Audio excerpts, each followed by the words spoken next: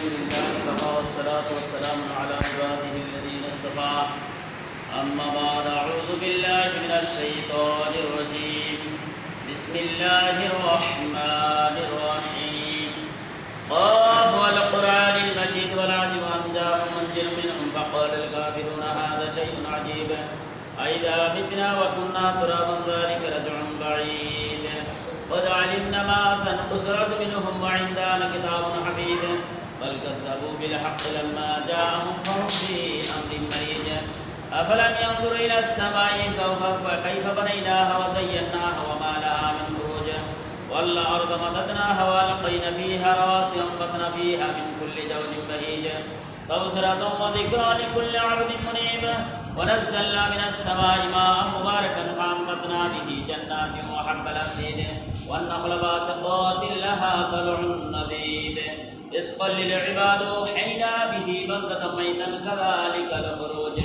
كذبت قبلهم قوم نوح وأصحاب الرس وثمود وعاد وفرعون وإخوان لوط وأصحاب الأيكة قوم تبع كل كذب الرسل فأخذ أفاعينا بالخلق الأول بل هم في لبس من خلق جديد ولقد خلقنا الإنسان ونعلم ما توسوس به نفسه ونحن أقرب إليه من حبل الوريد إذ يتلقى المتلقيان عن اليمين وعن الشمال قاعد ما يلفظ من قول إلا لديه رقيب عتيد وجاء سكرة الموت بالحق ذلك ما كنت منه تعيد ونفخ بالسور ذلك يوم الوعيد وجاءت كل نفس معها سائق وشهيد لقد كنت في غفلة من هذا وكشفنا عنك كتاب وسرق اليوم حديد وقال قرينه هذا ما لدي عتيد ألقيا في جهنم كل كفار عنيد مناع للخير معتد مريب الذي جعل مع الله إلها آخر فألقياه في العذاب الشديد قال قرينه ربنا ما أطويته ولكن كان في ضلال بعيد قال لا تختصموا لدي وقد قدمت إليكم بالوعيد ما يبدل القول لدي وما أنا بظلام للعبيد لا يؤمن أحدكم حتى يكون أحب إليه وولده والناس أجمعين بارك الله لنا ولكم في القرآن ونفعنا وإياكم بالآيات والذكر الحكيم إنه تعالى جواد كريم مالك رؤوف رحيم.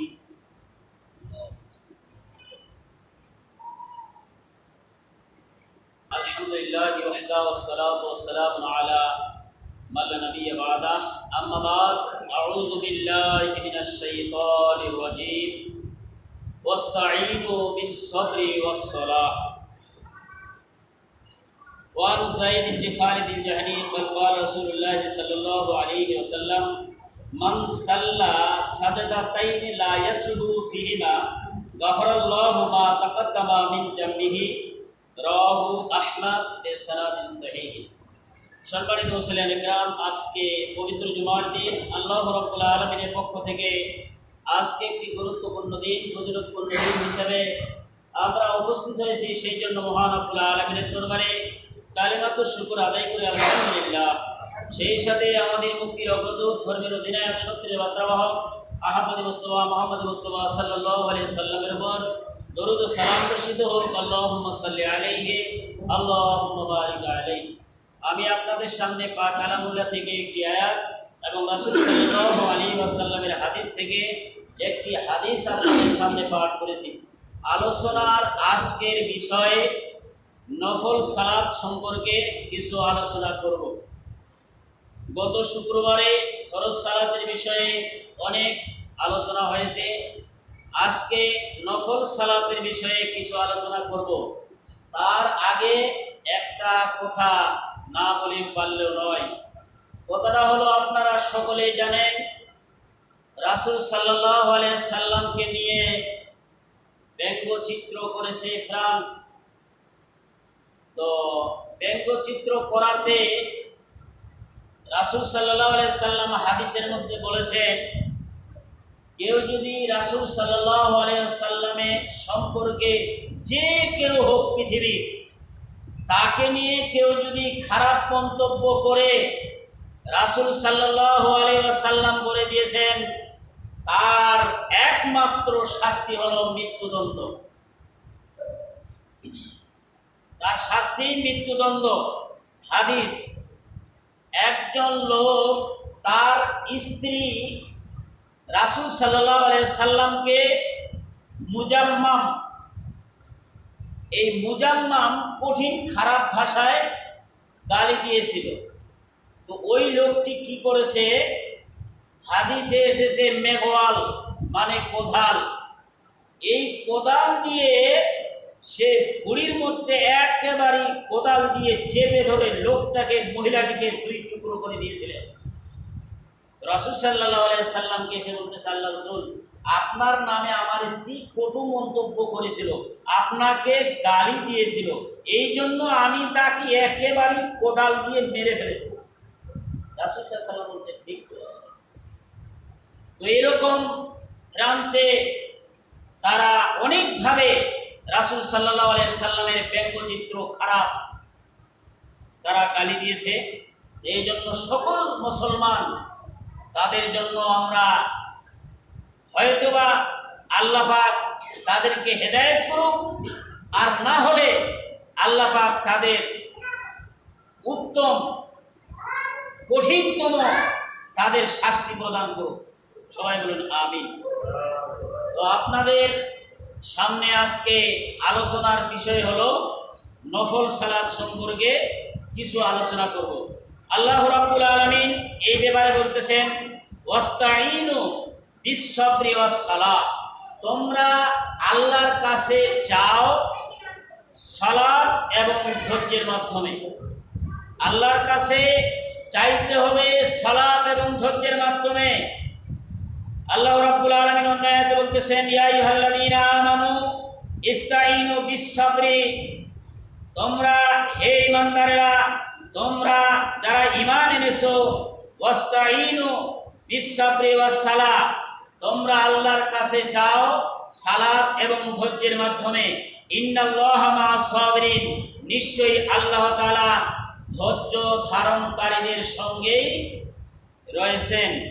অন্য আয়াতে আল্লাহ রাব্বুল আলামিন বলতেছেন, এখানে সালাত আমরা অনেকজনেই কম বেশি আদায় করে থাকি। সালাতের ব্যাপারে আবার কঠোর হুঁশিয়ারির সংকেত দিয়েছেন। আল্লাহ রাব্বুল আলামিন বলতেছেন, ইন্নাস সালাতা তানহা আনিল ফাহশাই ওয়াল মুনকার। আল্লাহ রাব্বুল আলামিন এখানে বলতেছেন, নিশ্চয়ই সালাত বিরত রাখে, তানহা মানে বাধা দেয়, বিরত রাখে আনিল ফাহশা, যত যাবতীয় খারাপ কাজ, ফাহেশা কাজ রয়েছে, এই ফাহেশা কাজ থেকে সালাত বিরত রাখে। ওয়াল মুনকার, যত গুনার কাজ রয়েছে, গুনার কাজ থেকে সালাত কি করে বিরত রাখে। এখন এই যে সালাতের ফজিলত, নফল সালাতের ফজিলত, ফরজ সালাতের ফজিলত অনেক হাদিস আসতেছে। তো সালাত যে আমাদের নষ্ট হচ্ছে, কারণ হলো তিনটি। সালাত আমরা আদায় করতেছি ঠিকই, কিন্তু সালাত আমাদের ক্ষতির কারণ হবে, কারণ হলো তিনটি।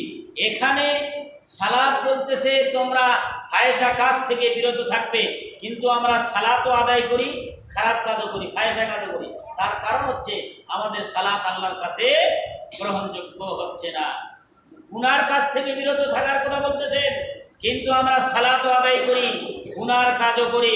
তাহলে আমরা মনে করতেছি সালাত হচ্ছে, কিন্তু আমাদের সালাত আল্লাহর কাছে গ্রহণযোগ্য হচ্ছে না। গুনার কাজ থেকে বিরত, ফাহেশা কাজ থেকে বিরত যতদিন পর্যন্ত না হতে পারবো, ততদিন পর্যন্ত আমরা মনে করব না যে আমাদের সালাত হচ্ছে। তারপর আল্লাহ রাব্বুল আলামিন বলতেছেন, কাদ আফলাহাল মুমিনুন ওয়াল্লাযীনা হুম ফি সালাতিহিম খাশুন, মুমিনেরা কল্যাণ পেয়ে গিয়েছে। কি হয়েছে? আল্লাহ রাব্বুল আলামিন বলে দিয়েছেন, মুমিনেরা কল্যাণ পেয়ে গিয়েছে।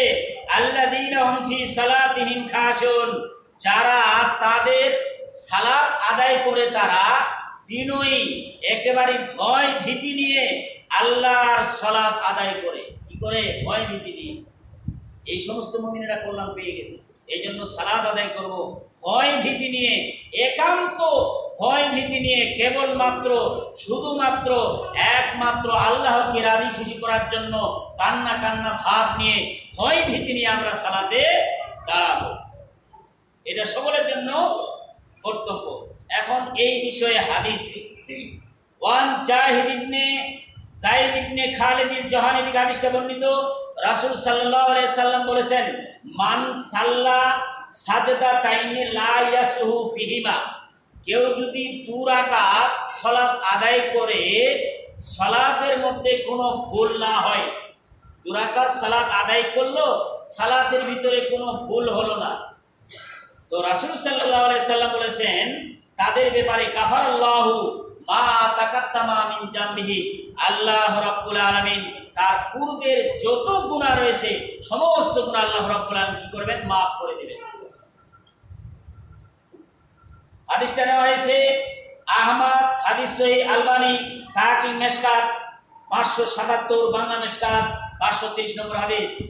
ওয়ান আনাস ইবনে মালিক রাদিয়াল্লাহু আনহু থেকে বর্ণিত, রাসূল সাল্লাল্লাহু আলাইহি সাল্লাম বলেন, মান সাল্লাল কাদাতা ফি জামাতিন, কেউ যদি ফজরের সালাত জামাত সহকারে আদায় করে সুম্মা কাদা ইয়াজকুরুল্লাহ, অতঃপর বসে তিনি কি করতেছেন, জামাতের সহিত সালাত আদায় করলো, করার পরে বসে তিনি কি করতেছেন, আল্লাহকে স্মরণ করতেছেন, জিকির করতেছেন। রাসূল সাল্লাল্লাহু আলাইহি সাল্লাম তিনি বলেছেন হাত্তা তাতলু আশ-শামস, যতক্ষণ পর্যন্ত সূর্য উদয় না হয়। তারপর রাসূল সাল্লাল্লাহু আলাইহি সাল্লাম মন্তব্য করতেছেন, সুম্মা সাল্লা রাকাতাইনি, সূর্য উদয় হওয়ার পরে কোনো ব্যক্তি যদি 2 রাকাত সালাত আদায় করে, কানাত লাহু, তার জন্য পুরস্কার রয়েছে কা আজরিন হাজ্জাতিন, একটি হজের, একটি উমরার, একটি হজের, একটি উমরার, একটি হজের, একটি উমরার নেকি তার আমলনামায় লেখা হইবে। কি করতে হবে তাহলে? আমরা জামাতের সহিত ফজরের সালাত আদায় করব, আদায় করার পরে একটু জিকির আজকার করব, সূর্য উঠে গেল, আপনি 2 রাকাত সালাত আদায় করেন, একটা হজ একটা উমরা, একটা হজ একটা উমরা, একটা হজ একটা উমরা আদায় করলে, পালন করলে যত সওয়াব হবে, তার আমলনামায় 2 রাকাত সালাত আদায় করার কারণে তার আমলনামায় ততটুকু সওয়াব হবে। হাদিসটা নেওয়া হয়েছে সিলসিলা সহিহা 747 নম্বর হাদিস। আবু মুসা আল-আশআরী থেকে হাদিসটা বর্ণিত, রাসূল সাল্লাল্লাহু আলাইহি সাল্লাম বলেছেন, মান সাল্লাত যুহা আরবান ওয়া কাবলাল উলা আরবান বুনিয়া লাহু বাইতুন ফিল জান্নাহ, কেউ যদি চাষতের সালাত 2 রাকাত আরবান 4 রাকাত চাষতের সালাত আদায় করে, ওয়া কাবলাল উলা আরবান, তারপরে তিনি বলতেছেন পরে এবং পূর্বে 2 রাকাত 4 রাকাত সালাত আদায় করে। এখানে জোহা বলতে আপনার হলো এই নামাজটা হলো যে আপনার জোহরের সময় সালাত, এই কথা বলতেছেন এখানে। মান সাল্লাত জোহা আরবান, কেউ যদি জোহরের পূর্বে 4 রাকাত ওয়া কাবলাল উলা আরবান, এবং জোহরের পূর্বে 4 রাকাত সালাত আদায় করে, বুনিয়া লাহু বাইতুল ফিল জান্নাত, আল্লাহ রাব্বুল আলামিন বলতেছেন তার জন্য জান্নাতের মধ্যে ঘর নির্মাণ করা হয়। তার জন্য কি করা হয়? জান্নাতের মধ্যে ঘর নির্মাণ করা হয়। হাদিসটি নেওয়া হয়েছে সিলসিলা সহিহা 745 নম্বর হাদিস। ওয়ান আবি সালিম মারফুআন মারসুলান আরবা রাকাতান, রাসূল সাল্লাল্লাহু আলাইহি ওয়াসাল্লাম মারফু সূত্রে হাদিসটি বর্ণনা করতেছেন, আরবা রাকাতানে কাবলা যোহরে বাদা ইয়াদিল্লা বিসালাতিস সাহরে, কেউ যদি 2 রাকাত সালাত আদায় করে জোহরের পূর্বে ইয়াদিল্লা বিসালাতিস সাহরে, আপনার তাহাজ্জুদ সালাত আদায় করলে যতটুকু সওয়াব হবে, আপনার জোহরের পূর্বে কেউ যদি 2 রাকাত সালাত আদায় করে ততটুকু সওয়াব আপনার আমলনামায় হবে। আবি সাঈদ খুদরি থেকে হাদিসটা বর্ণিত, রাসূল সাল্লাল্লাহু আলাইহি ওয়াসাল্লাম বলেন, ইন্নাল্লাহা আজ্জা ওয়া জাল্লা যাদাকুম সালাতা ইলা সালাতিকুম হিয়া খাইরুকুম মিন হামরিন নাম ওয়া হিয়া রাকাতানে কাবলা সালাতুল ফজরে। রাসূল সাল্লাল্লাহু আলাইহি সাল্লাম তিনি বলতেছেন, কেউ যদি তোমাদের মধ্যে 2 রাকাত সালাত আদায় করে, তাহলে লাল উট, মক্কার মধ্যে মদিনার মধ্যে লাল উট হলো মূল্যবান সম্পদ। এই মূল্যবান সম্পদ আল্লাহর রাস্তায় খরচ করলে যত সওয়াব হবে, কেউ যদি ফজরের পূর্বে 2 রাকাত সালাত আদায় করে তার আমলনামায় ততটুকু সওয়াব হবে। এখন ফজরের সালাত আপনি এসেছেন, প্রথমে দাখিলা 2 রাকাত সালাত আদায় করেন, তারপরে আপনি 2 রাকাত আরো পড়েন, এই পূর্বে 2 রাকাত, তারপরে আপনি 2 রাকাত কি করেন, ফরজ পড়েন। হাদিসটা নেওয়া হয়েছে সিলসিলা সহিহা 559 নম্বর হাদিস। ওয়ান রাবিয়াত ইবনে কাব কালা কুনতু আবাইতু মা রাসূলিল্লাহি সাল্লাল্লাহু আলাইহি সাল্লাম ফাতাইতুহু বিউজুহিহি ওয়া